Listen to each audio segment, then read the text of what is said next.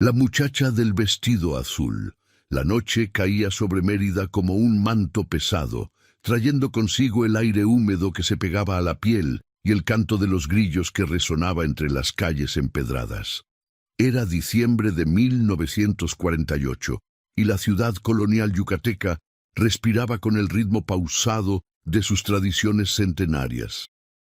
Las casas de colores pastel se alineaban bajo faroles de luz amarillenta, y desde los portales abiertos se escuchaba el murmullo de las conversaciones vespertinas, mezclado con el aroma del pozole y el recaudo negro que escapaba de las cocinas.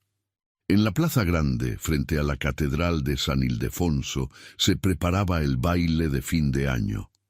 Los músicos afinaban sus instrumentos bajo el quiosco central, y las familias comenzaban a llegar ataviadas con sus mejores ropas. Los hombres vestían guayaberas blancas almidonadas y pantalones de lino, mientras las mujeres lucían vestidos floreados y rebozos bordados. Había una electricidad particular en el ambiente aquella noche, una mezcla de alegría y algo más. Algo indefinible que hacía que las madres sujetaran con más fuerza las manos de sus hijos. Roberto Cámara, un comerciante de Enequén de 42 años, caminaba hacia la plaza junto a su esposa Consuelo y sus dos hijas adolescentes. Había escuchado los rumores, como todos en Mérida.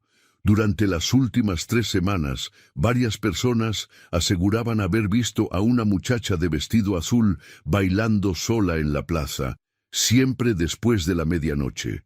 Algunos decían que lloraba mientras giraba al compás de una música que nadie más podía escuchar. Otros juraban que desaparecía entre las sombras cuando alguien se le acercaba. Roberto no creía en esas supersticiones. Era un hombre práctico, educado en la capital, que atribuía tales historias a la imaginación exaltada de los campesinos y al alcohol de los trasnochadores.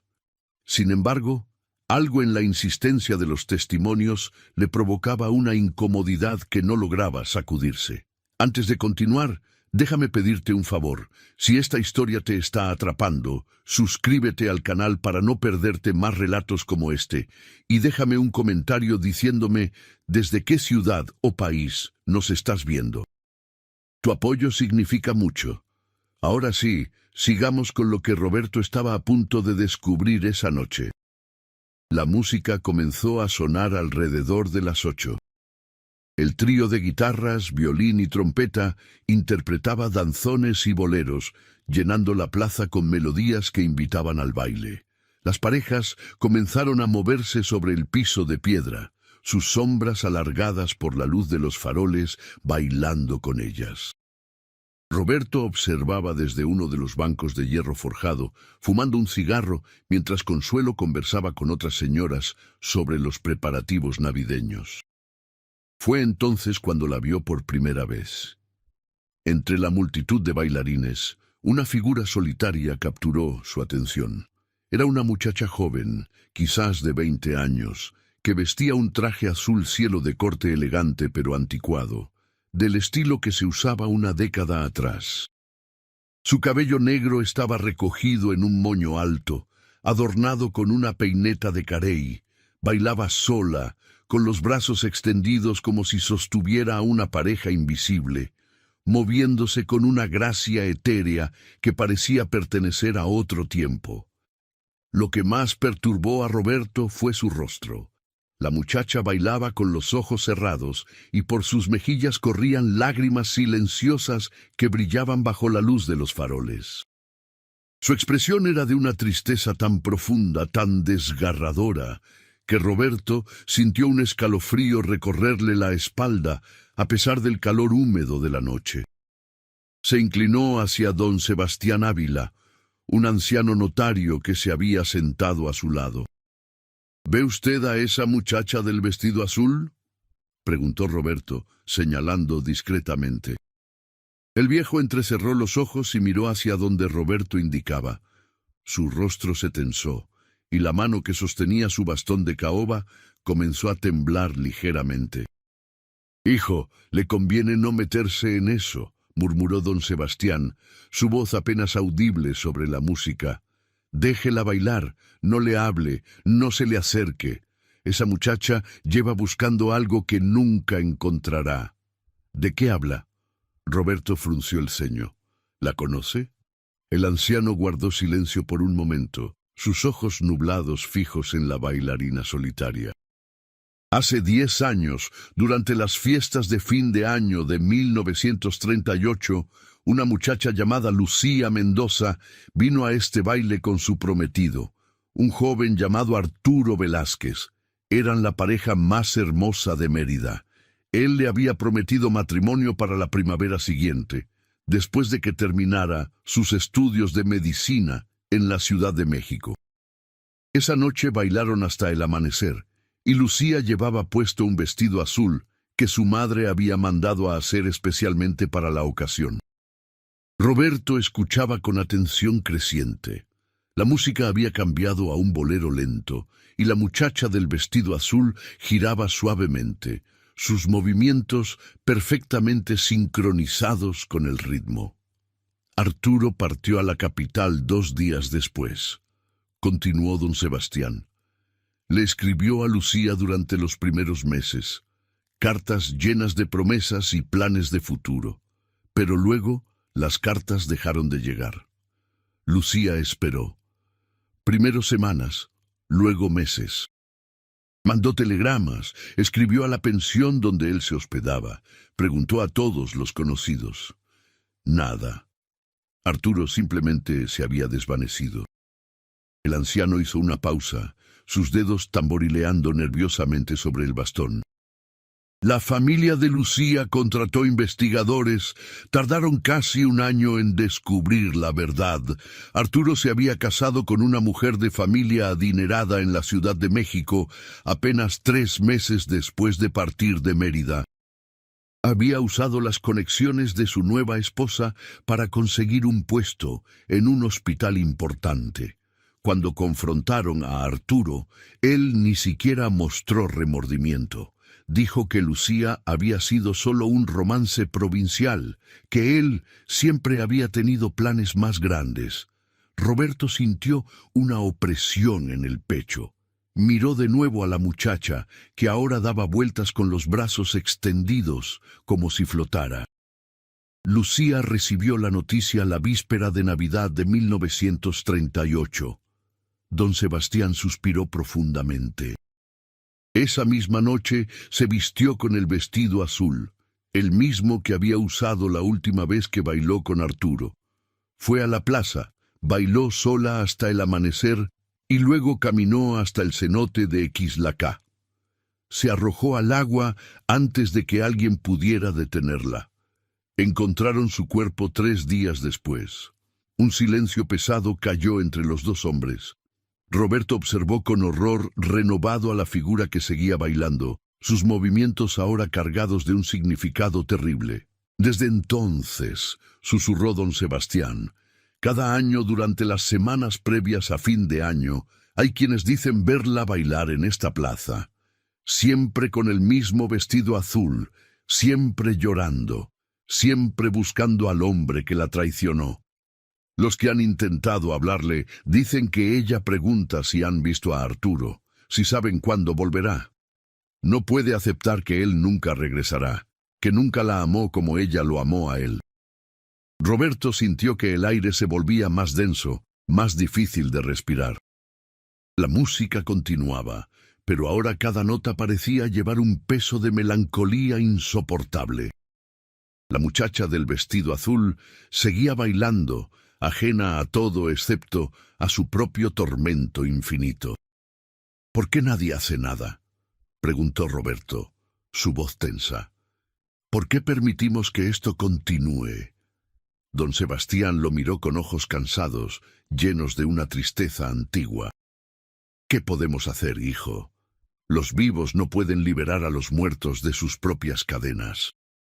Lucía se ató a este lugar con su dolor, con su amor no correspondido, con su esperanza imposible.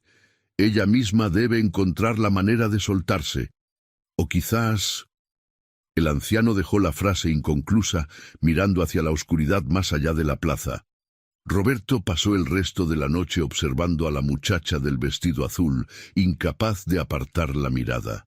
Cuando el reloj de la catedral marcó la medianoche, ella comenzó a desvanecerse lentamente, como si fuera hecha de niebla que el viento dispersaba.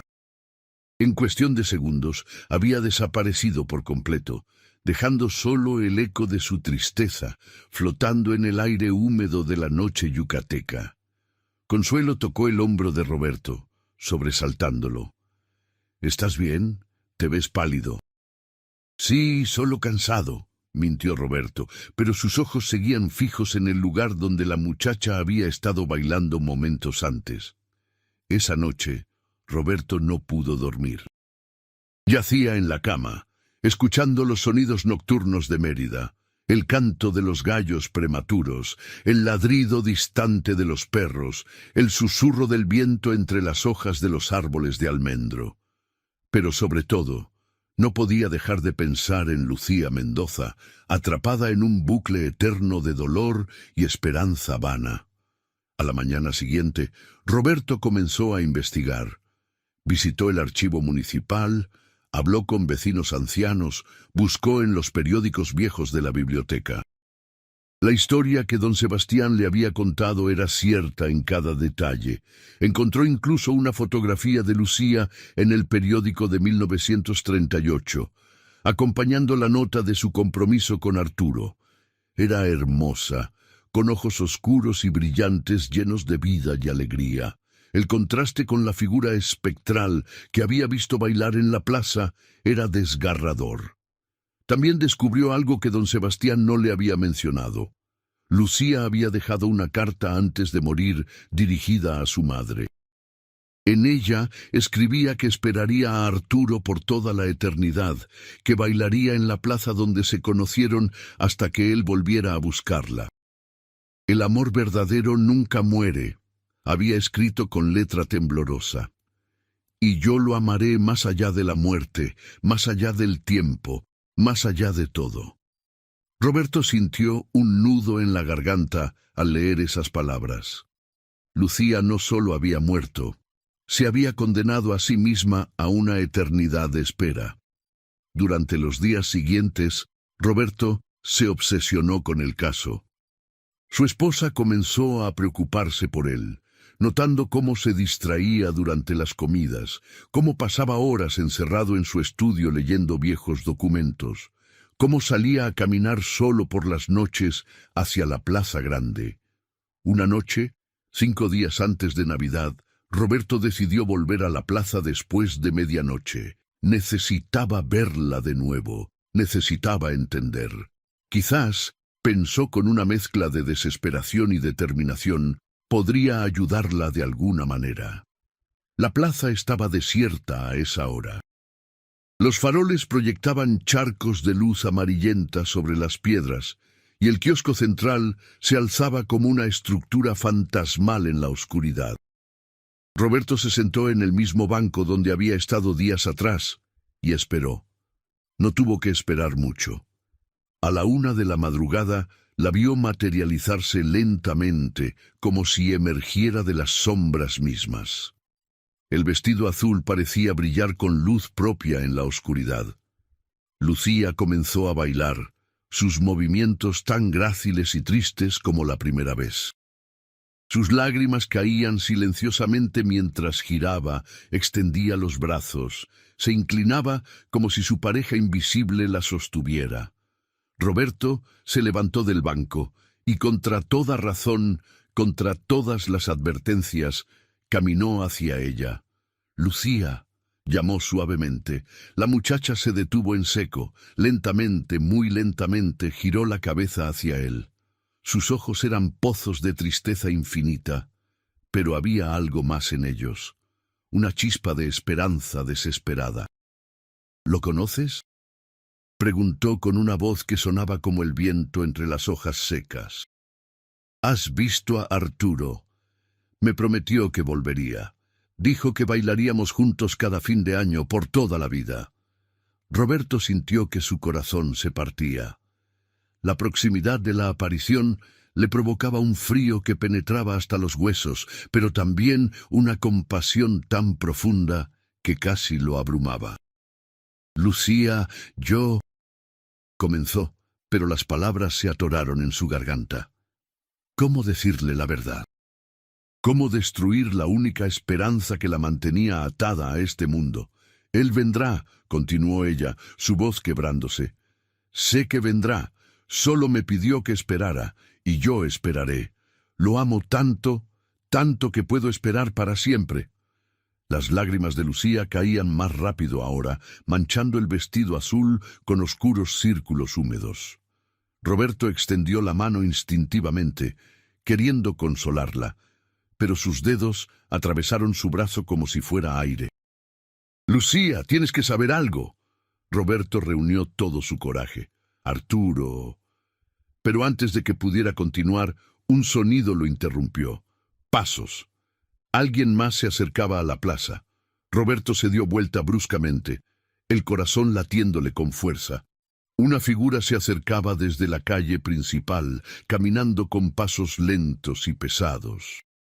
A medida que entraba en el círculo de luz de los faroles, Roberto pudo distinguirlo mejor.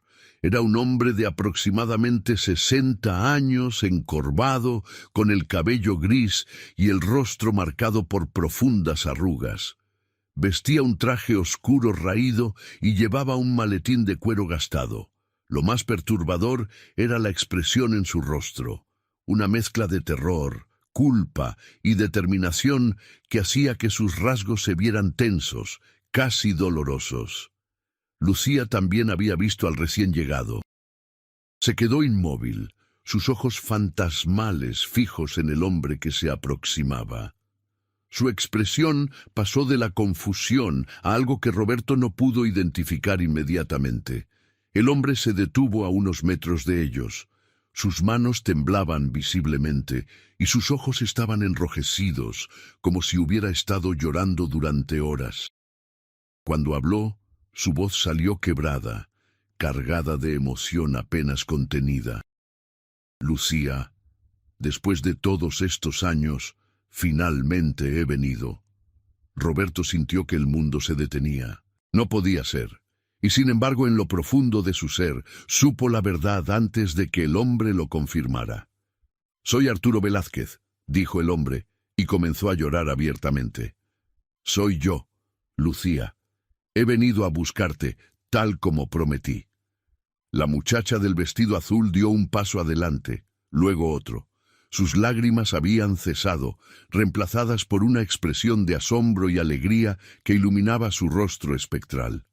«Arturo», susurró, «sabía que volverías. Sabía que no me habías olvidado. He estado esperando, bailando cada noche, esperándote». Roberto observaba la escena con una mezcla de horror y fascinación. Arturo, ahora un anciano consumido por el tiempo y la culpa, frente a Lucía, eternamente joven en su vestido azul, preservada en el momento de su mayor dolor y esperanza. «Perdóname», sollozó Arturo, cayendo de rodillas sobre las piedras de la plaza. «Perdóname, Lucía. Fui un cobarde, un miserable. Te abandoné por ambición, por dinero, por un futuro que pensé que quería. Pero cada día desde entonces ha sido un infierno. Cada noche te veo en mis sueños, bailando sola, esperándome». Lucía se acercó a él, extendiendo una mano translúcida hacia su rostro. Esta vez, cuando tocó su mejilla, Arturo sintió el contacto, frío como el hielo, pero real. «Estás aquí ahora», dijo ella, su voz llena de una ternura sobrenatural. «Eso es lo único que importa. Has venido a bailar conmigo, como prometiste». «Sí». Arturo se levantó con dificultad, sus rodillas crujiendo. «He venido a bailar contigo. He venido a cumplir mi promesa, aunque sea 10 años tarde. He venido...» Su voz se quebró de nuevo. «He venido a pedirte perdón y a llevarte a descansar». Roberto, que había permanecido paralizado durante todo el intercambio, finalmente encontró su voz. ¿Qué está pasando aquí? Arturo, usted. ¿Cómo es que puede verla? ¿Cómo sabía que estaría aquí? Arturo, desde que me enteré de su muerte, supe que no había encontrado paz. Durante años intenté ignorarlo, seguir con mi vida, pretender que no importaba. Me casé, tuve hijos, construí una carrera exitosa en la Ciudad de México. Pero Lucía nunca me dejó. Estaba en cada sombra, en cada sueño, en cada momento de silencio. Hace 3 meses mi esposa murió. Y cuando me quedé solo por primera vez en décadas, finalmente tuve que enfrentar lo que había hecho. El anciano sacó de su maletín un fajo de cartas amarillentas, atadas con un listón azul descolorido. Estas son todas las cartas que Lucía me envió después de que dejé de responderle. Nunca las abrí. Las guardé en un cajón durante todos estos años, demasiado cobarde para leerlas, demasiado culpable para destruirlas. Las leí por primera vez hace una semana. Lucía observaba las cartas con una expresión de reconocimiento doloroso. Roberto podía ver las lágrimas formándose nuevamente en sus ojos espectrales. En ellas, Lucía me contaba sobre su vida, sobre sus esperanzas, sobre sus planes para nuestro futuro juntos. Incluso después de meses sin respuesta, ella seguía escribiendo. Seguía creyendo que yo volvería. La última carta... La voz de Arturo se quebró completamente. La última carta fue escrita la noche antes de su muerte. Decía que vendría a la plaza a bailar, esperando que yo apareciera milagrosamente para las fiestas de fin de año. Decía que bailaría hasta el amanecer, y luego, si yo no llegaba, sabría qué hacer. Un silencio pesado cayó sobre la plaza. Incluso los grillos parecían haber dejado de cantar, como si la naturaleza misma contuviera el aliento ante la magnitud del dolor que se desplegaba. «Vine a Mérida hace 3 días», continuó Arturo. «Fui al cementerio, a su tumba. Le pedí perdón. Le prometí que vendría a bailar con ella una última vez, como debí haber hecho hace una década. Y aquí estoy». Lucía extendió ambas manos hacia él, una sonrisa triste pero genuina, iluminando su rostro. «Entonces bailemos, mi amor. Bailemos como aquella noche, cuando todo era perfecto, cuando el futuro brillaba ante nosotros como una promesa dorada». Arturo tomó sus manos fantasmales. Roberto observó con asombro cómo, en ese momento de contacto, algo comenzó a cambiar. Arturo empezó a parecer más joven, como si las décadas se desprendieran de él como capas de piel vieja. Su espalda se enderezó, su cabello recuperó un tono más oscuro, las arrugas de su rostro se suavizaron. Al mismo tiempo, Lucía se volvió más sólida, más real. El vestido azul recuperó su brillo original y sus mejillas adquirieron un leve tono rosado, como si la sangre volviera a circular por sus venas espectrales. Comenzaron a bailar. No había música, pero no la necesitaban. Se movían al compás de una melodía que solo ellos podían escuchar, girando lentamente sobre las piedras de la plaza. Roberto los observaba, hipnotizado, mientras ellos se transformaban ante sus ojos. Con cada giro, con cada paso, parecían fundirse el uno con el otro, sus formas volviéndose más etéreas, más luminosas. «Arturo», susurró Lucía mientras bailaban, «¿es esto real? ¿O es solo otro sueño del que despertaré sola?» «Es real», respondió él, su voz ahora más joven, más fuerte. «Tan real como mi amor por ti, que nunca murió, aunque intenté enterrarlo. Tan real como mi culpa, que me ha perseguido cada día de mi miserable vida». «¿Tuviste una buena vida?», preguntó ella, y en su voz no había reproche, solo curiosidad genuina. Arturo negó con la cabeza, lágrimas rodando por sus mejillas ahora más jóvenes. «No, tuve una vida de éxitos vacíos y logros huecos. Mi esposa era una buena mujer, pero nunca la amé como te amé a ti. Mis hijos crecieron distantes. sintiendo siempre que había una parte de mí que no podían alcanzar. Cada noche me acostaba pensando en ti, preguntándome si estarías bien, si me habrías perdonado. Y cuando me enteré de lo que habías hecho, su voz se quebró. Cuando supe que habías muerto por mi culpa, algo en mí murió también. Continuaron bailando, sus movimientos cada vez más ligeros, como si la gravedad perdiera su efecto sobre ellos. Roberto se dio cuenta de que sus pies ya no tocaban el suelo. Flotaban a unos centímetros sobre las piedras, girando en una espiral lenta y ascendente. «Te perdono», dijo Lucía finalmente, apoyando su cabeza en el hombro de Arturo. «No porque lo merezcas, sino porque ya no quiero cargar con este dolor. He bailado sola durante 10 años, esperándote, aferrándome a un amor que pensé que podría sobrevivir a cualquier cosa. Pero ahora entiendo que el amor verdadero no es solo esperar, es también saber cuándo soltar».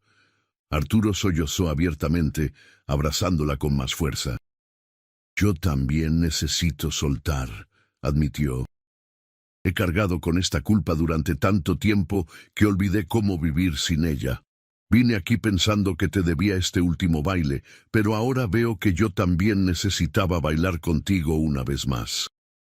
Necesitaba decirte que lo siento, que siempre te amé, aunque no fuera lo suficientemente valiente para demostrarlo cuando importaba». La luz que emanaba de ellos se intensificó, volviéndose casi cegadora. Roberto tuvo que cubrirse los ojos con la mano, pero no podía dejar de mirar.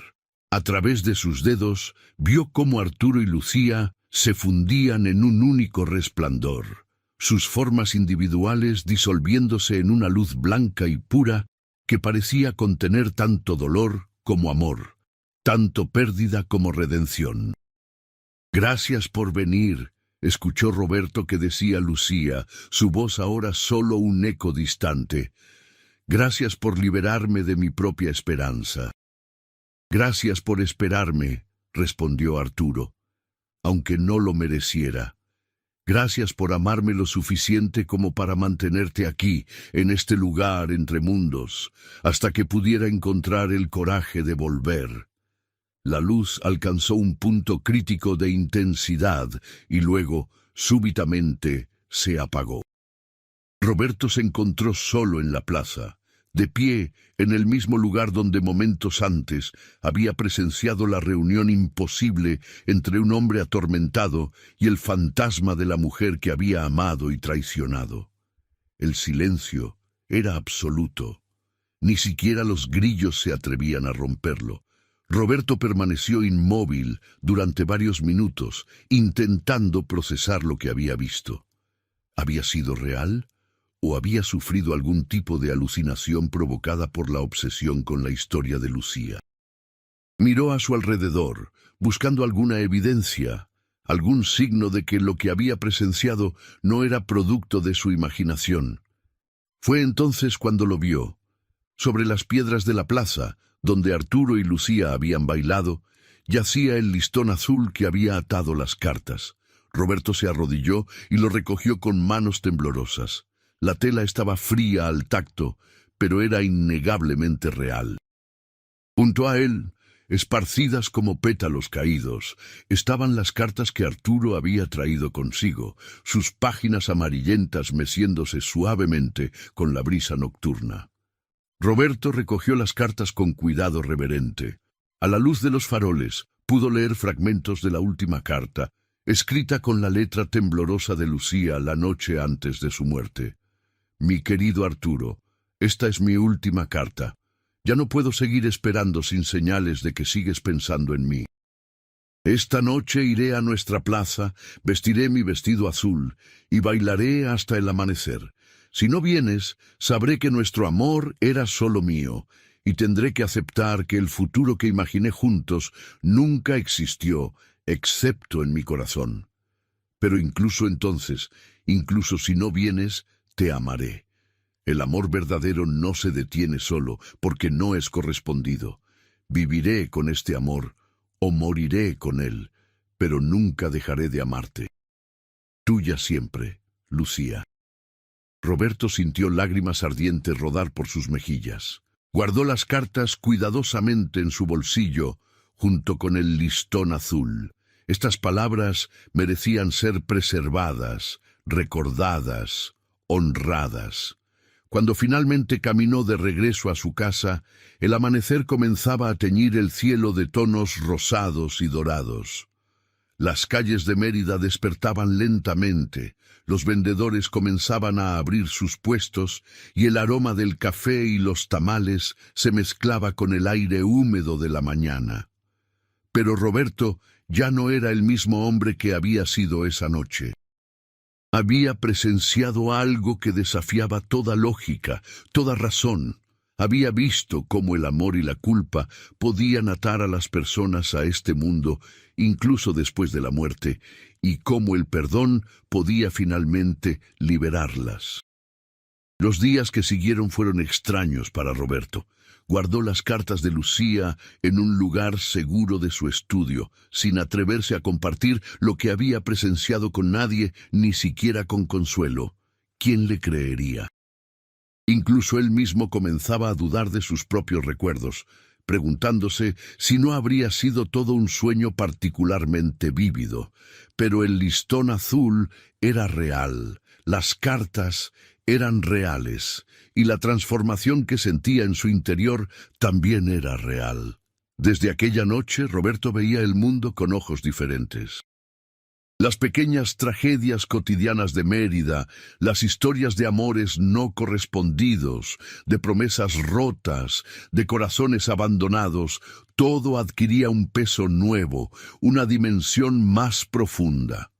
La Nochebuena llegó y con ella las celebraciones tradicionales.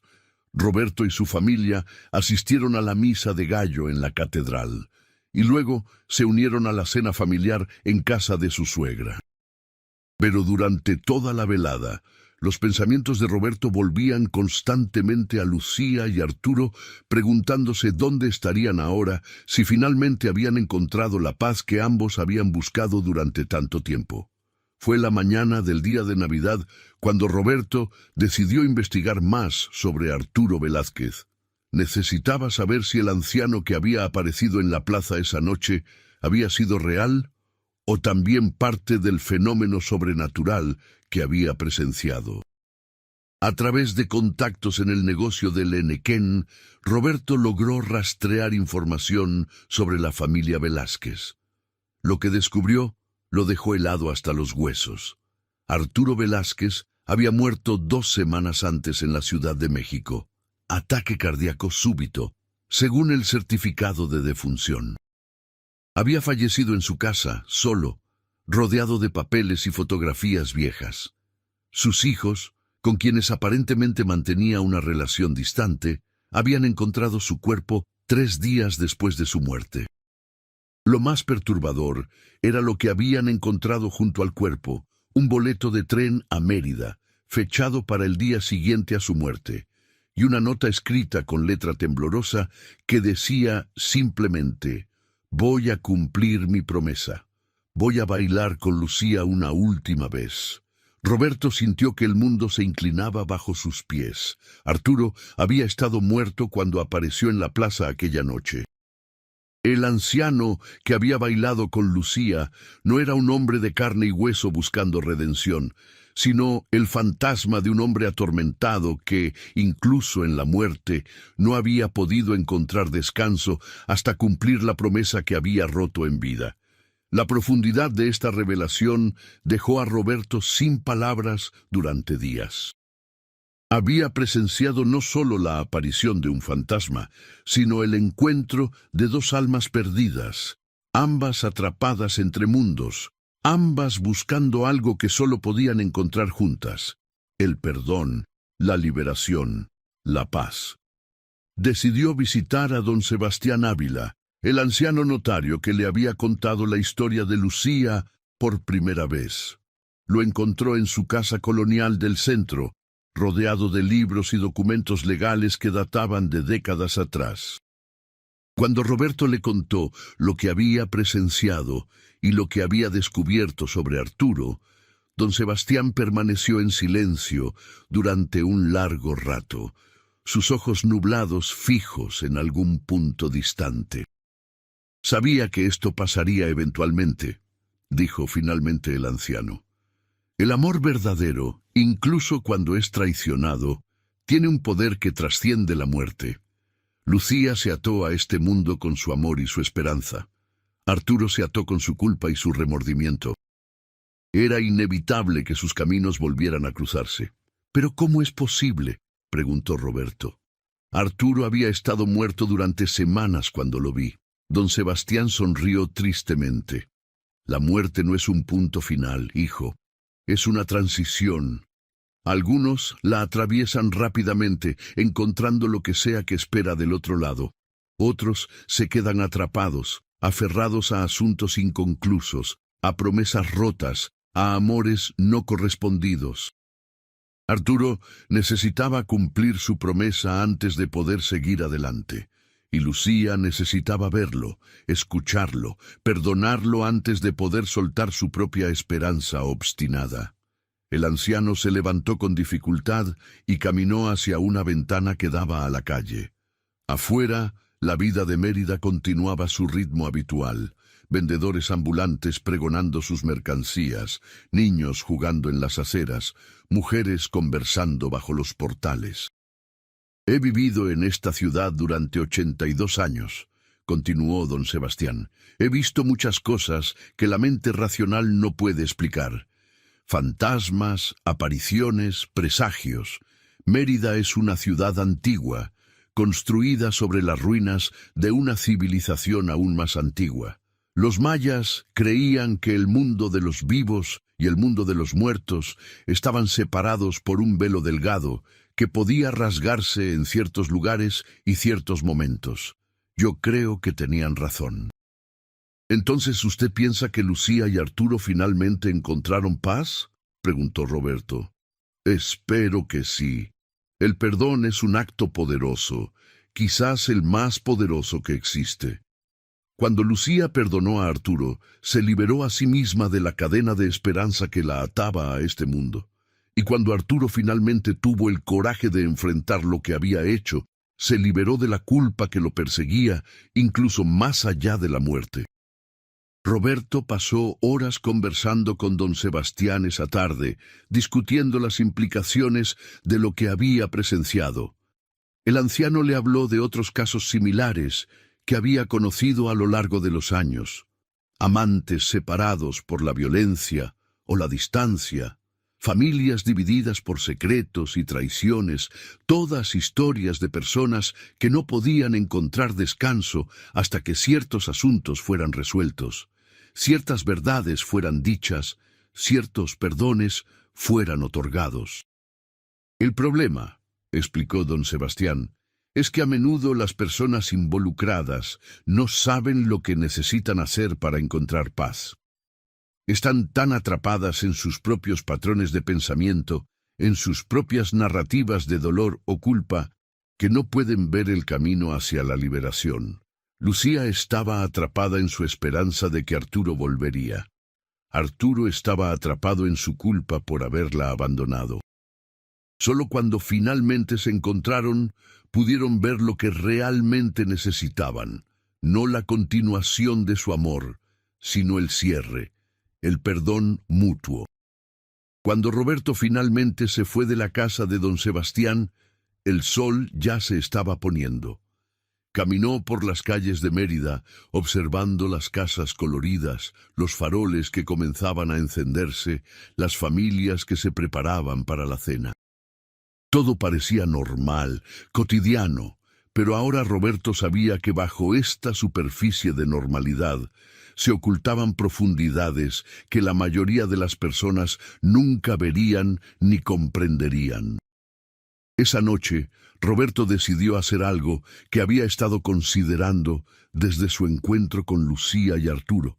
Tomó las cartas que había encontrado en la plaza y comenzó a leerlas todas, una por una. Era un proceso doloroso.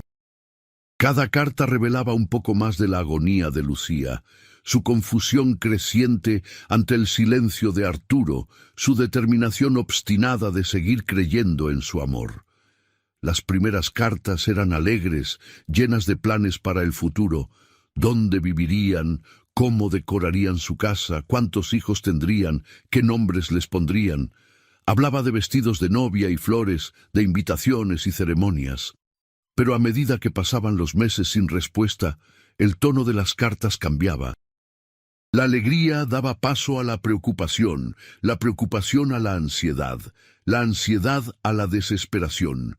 Lucía se preguntaba si había hecho algo mal, si había dicho algo que ofendiera a Arturo, si él había dejado de amarla. Se culpaba a sí misma, prometía ser mejor, más paciente, más comprensiva, si tan solo él le escribiera, si tan solo le diera alguna señal de que todavía pensaba en ella.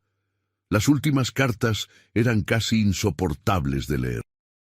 Lucía escribía sobre cómo las personas en Mérida habían comenzado a susurrar, a mirarla con lástima, a preguntarle cuándo volvería su prometido.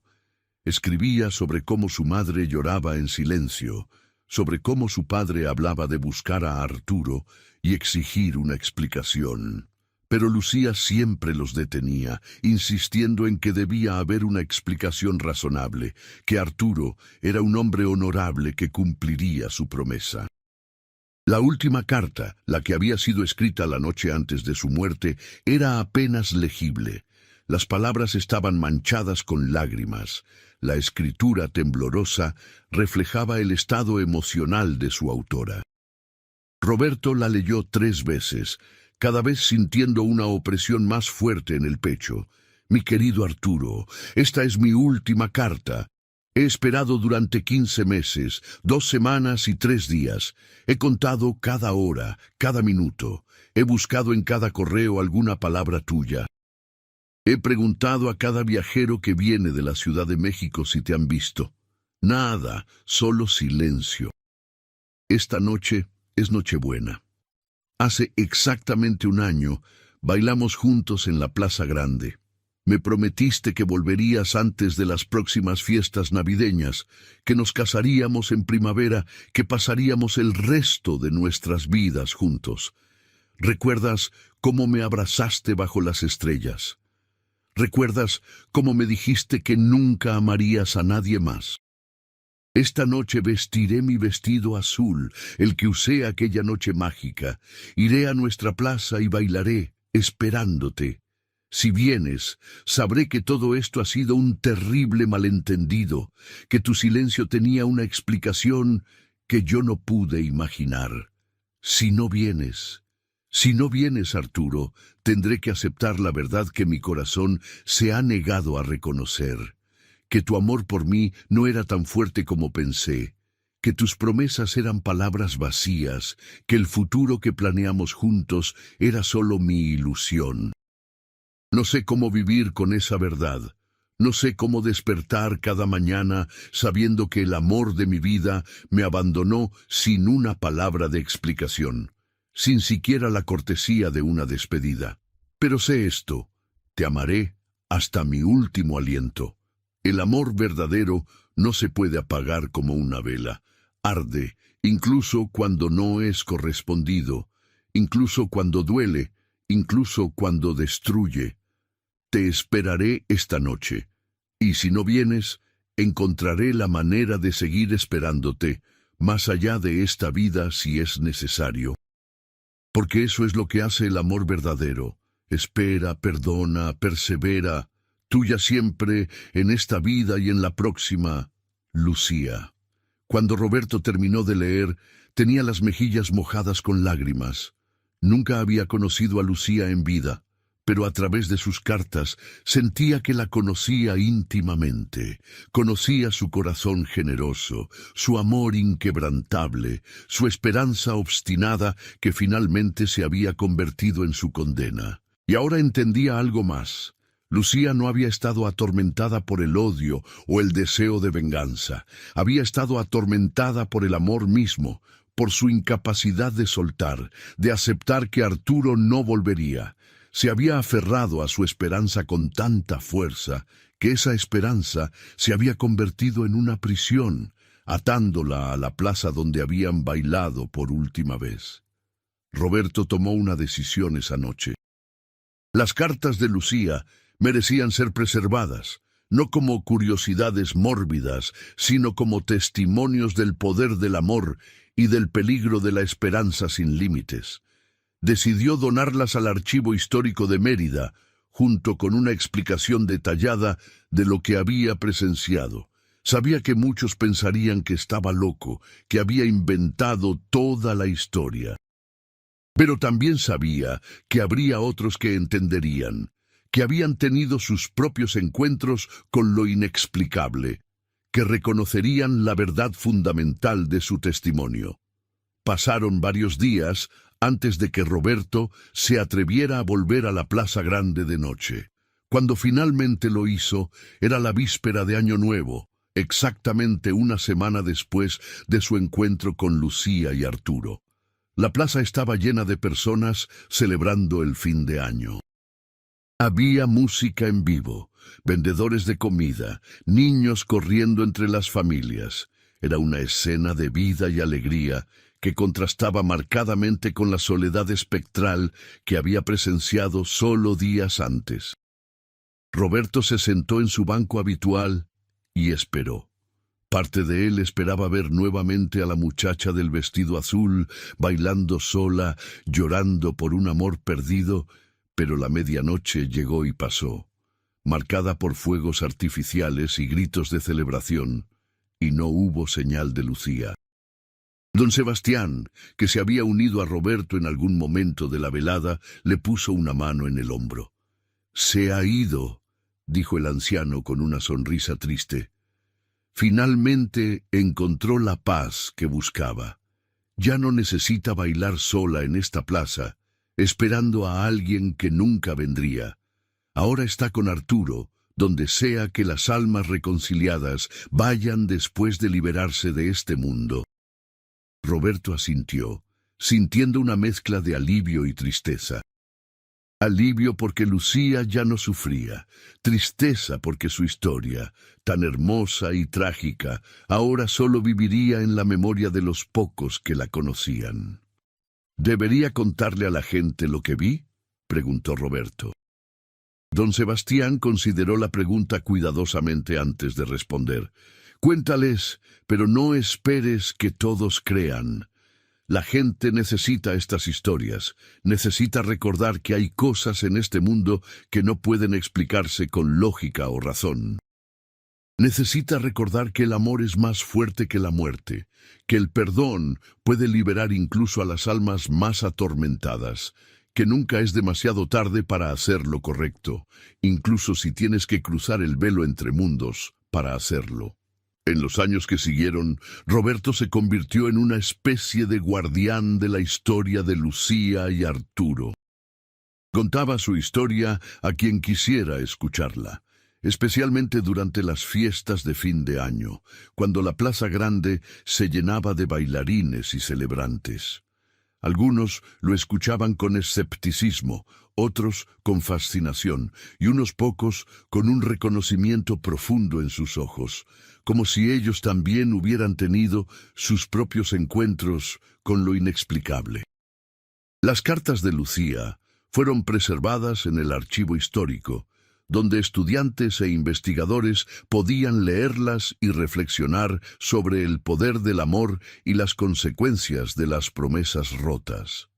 Roberto donó también el listón azul, que fue colocado en una vitrina junto a las cartas, un recordatorio físico del sacrificio de una mujer que amó demasiado profundamente. Con el tiempo, la historia se convirtió en parte del folclore de Mérida.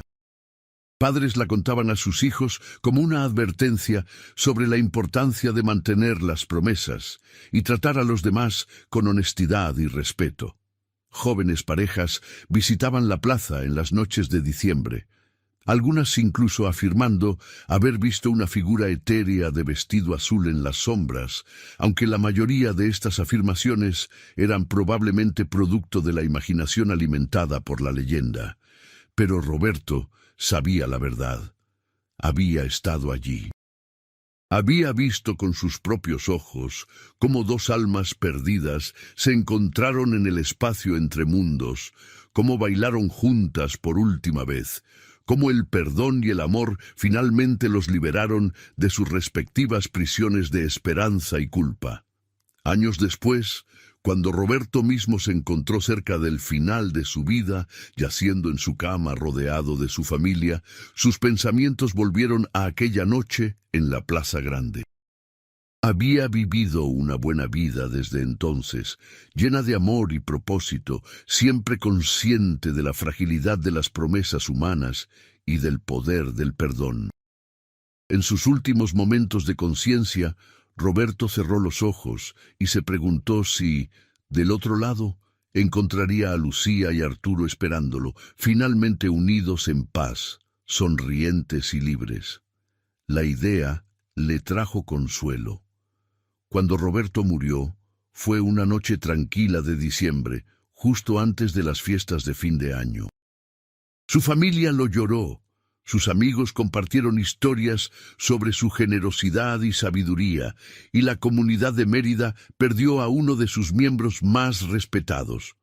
Pero en la Plaza Grande, en las profundidades de la noche, algunas personas que pasaban tarde juraron haber visto algo extraordinario.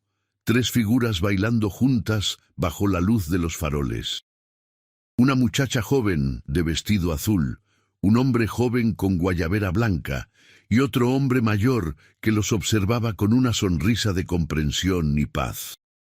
Las 3 figuras brillaban con una luz suave, y cuando la música que solo ellos podían escuchar llegó a su fin, se desvanecieron juntos en la oscuridad, dejando solo el eco de su alegría en el aire húmedo de la noche yucateca. Décadas después, la historia de la muchacha del vestido azul sigue siendo contada en Mérida.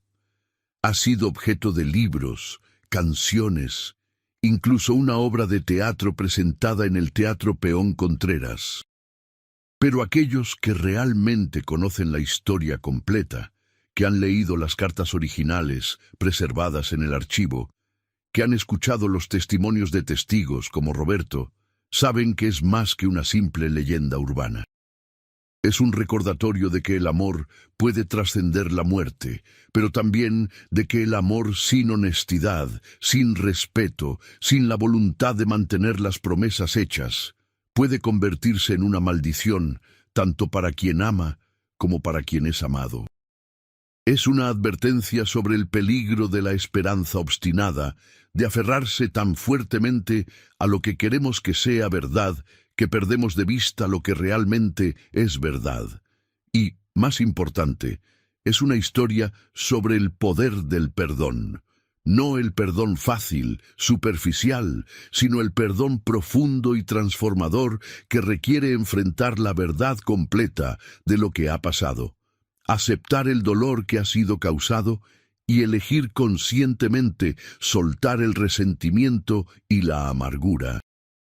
Lucía perdonó a Arturo no porque él lo mereciera, sino porque ella necesitaba liberarse de las cadenas de su propia esperanza.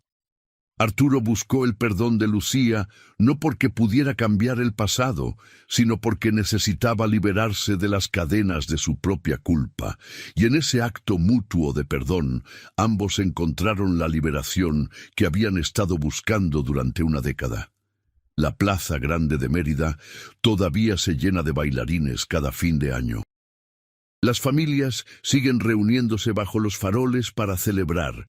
Los músicos siguen tocando danzones y boleros, y el espíritu festivo sigue llenando el aire con risas y alegría. Pero si prestas atención en los momentos más tranquilos de esas noches mágicas, cuando la música se detiene brevemente entre canciones, algunos dicen que puedes escuchar el eco de pasos fantasmales sobre las piedras antiguas. El susurro de un vestido de seda azul moviéndose al compás de una melodía que solo los amantes perdidos pueden escuchar. El sonido suave de una mujer llorando lágrimas de alegría en lugar de tristeza, finalmente liberada de su vigilia solitaria. Y si eres muy afortunado, muy observador, y estás en el lugar correcto en el momento correcto, podrías vislumbrar por un instante a dos figuras luminosas bailando juntas en las sombras, sonrientes, en paz, finalmente unidos en el amor que les fue negado en vida, pero que encontraron en el espacio eterno más allá de la muerte.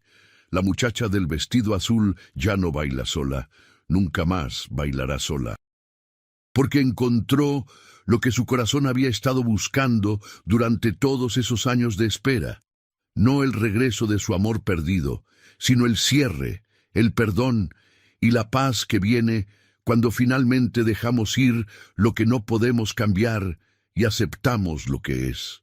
Y en eso, en esa aceptación final, en ese perdón mutuo, en esa liberación compartida, hay una belleza que trasciende el dolor de su historia.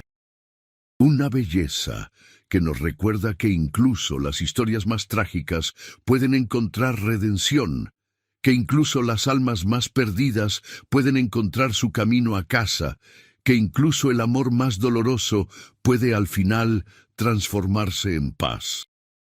Esta es la verdadera historia de la muchacha del vestido azul de Mérida. No solo una historia de fantasmas, sino una historia sobre el amor, la pérdida, la culpa, la esperanza y finalmente el perdón que libera a todas las almas atrapadas entre mundos, permitiéndoles finalmente descansar en paz. Cada diciembre, cuando las luces navideñas iluminan las calles coloniales de Mérida, cuando las familias se reúnen para celebrar, cuando los jóvenes bailan en la Plaza Grande sin conocer la historia completa de lo que sucedió allí hace tantos años, el espíritu de Lucía y Arturo observa desde algún lugar más allá del velo, ya no con tristeza, sino con la paz serena de quienes finalmente han encontrado lo que estaban buscando. Y esa paz, esa liberación final, es el verdadero final de su historia. No un final feliz, en el sentido tradicional, quizás, pero un final apropiado. Un final que honra tanto el amor que compartieron como el dolor que causaron y sufrieron. Un final que ofrece esperanza de que incluso los errores más grandes pueden ser perdonados, que incluso las heridas más profundas pueden sanar y que incluso las almas más perdidas pueden encontrar su camino de regreso a la luz.